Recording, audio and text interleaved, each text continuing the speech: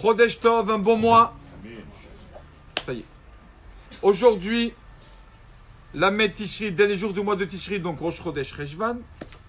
Et bien sûr aussi 29 octobre. Donc on va, Be'ezrat Hashem, parler un peu de ce qu'est Rosh Chodesh, le début d'un mois. Donc on sait qu'en Rosh début d'un mois, il y a plusieurs changements, on va dire, dans la prière. Déjà, on allume une bougie. On allume une bougie à Rosh Chodesh. Pourquoi on allume une bougie à Rosh Chodesh? Il faut savoir que, nous savons tous, que le Shabbat et les Yom Tov, le Shabbat et les jours de fête, nous avons ce qu'on appelle une Neshama Etera. On a une âme spirituelle en plus. On a un peu plus de sainteté. Elle vient quand on reçoit le Shabbat, quand on dit les Chadodi, vendredi soir, on dit Boïkala. On reçoit l'âme supplémentaire du Shabbat. Elle s'en va le samedi soir après la Seouda Reve'it, après le 4e repas qui raccompagne le Shabbat. À Yom Tov aussi pareil.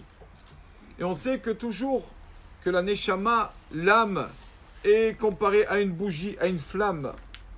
Pourquoi? Une des raisons, c'est connu qu'une bougie, avant de s'éteindre, elle a un dernier sursaut, comme ça elle s'élève, après elle s'éteint. La Neshama, c'est comme ça aussi, une personne avant de quitter ce monde, il va un peu mieux, comme on a dit, Nifne Shever Gaon.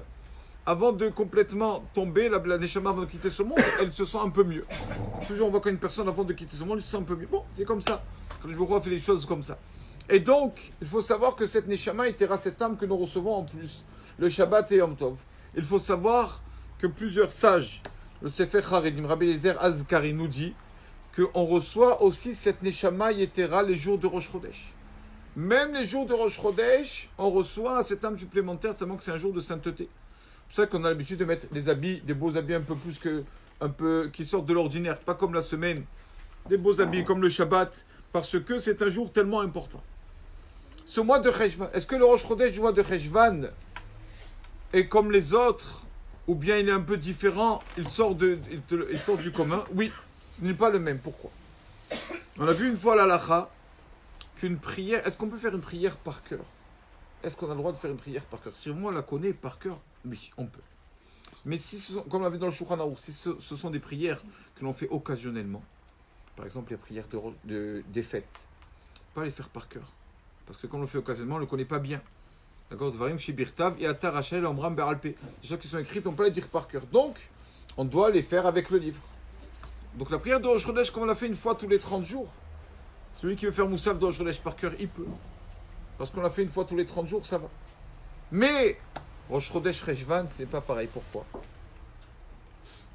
Le dernier Rosh Chodesh, on n'a pas fait les prières de Rosh Chodesh, c'était Rosh Hashanah. Donc ça fait combien de temps qu'on n'a pas fait?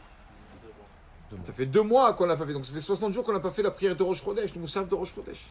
Donc le Rosh Chodesh Reshvan, on est obligé de faire Moussaf dans le livre pour ne pas se tromper. Des fois, c'est vrai, des fois on croit que on ne va pas se tromper et tout, on le sait tous. Même des prières qu'on fait tous les jours, Birkat Amazon, tout. On a des trous de mémoire comme ça, d'un coup, tac, on arrive à un moment, on oublie. Il n'y a pas mieux que le livre. Alors, à plus forte raison, quand une personne fait la Rosh Chodesh, c'est une fois tous les 30 jours, la Rosh Chodesh Reshvan, ce mois-ci. Donc, on doit faire attention à faire la tefila dans le siddur. Le mois de Reshvan, c'est quoi Reshvan? Déjà, ce mois dans le verset, dans les prophètes, dans Melachim, s'appelle Boule. Ce mois s'appelle Boule. Pourquoi ce mois s'appelle Boule?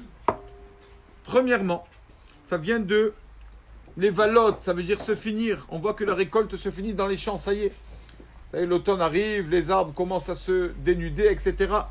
Donc c'est pour ça qu'on l'appelle Boule. Ça vient de valotes, balouille. Aussi, quoi encore? Ça vient de Yevoul. Yevoul, c'est aussi la récolte.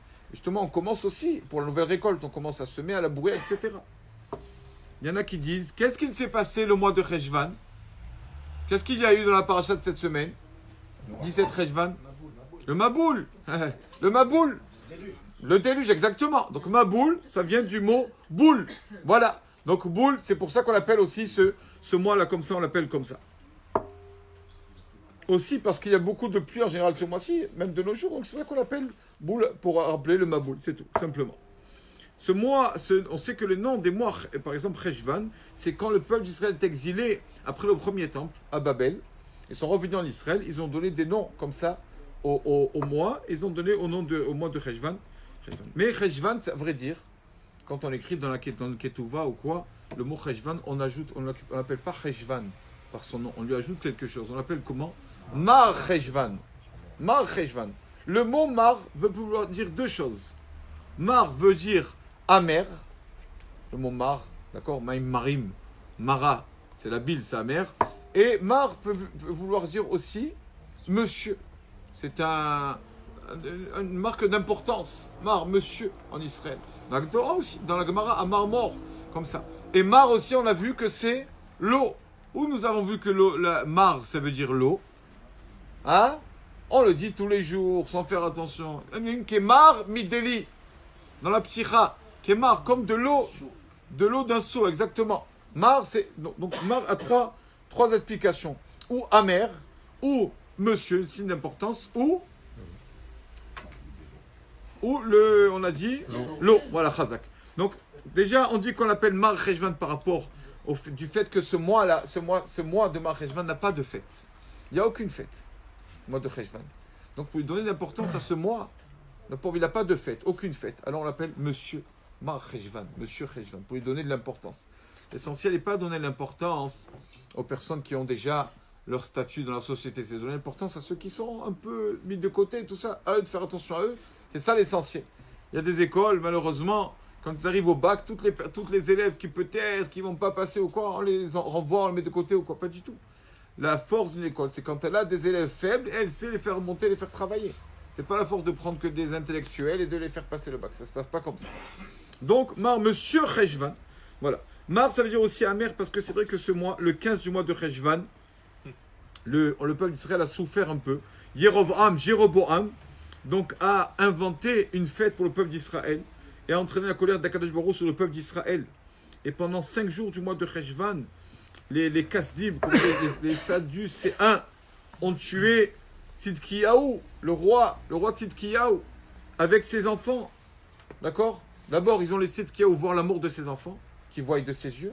Après, ils lui ont crevé les yeux à Tzidkiyahu. Ça, c'était le mois de Cheshvan. C'est pour ça qu'on appelle Mar aussi. Mar, ça veut dire aussi amer.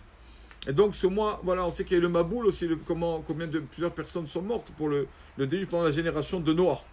Voilà.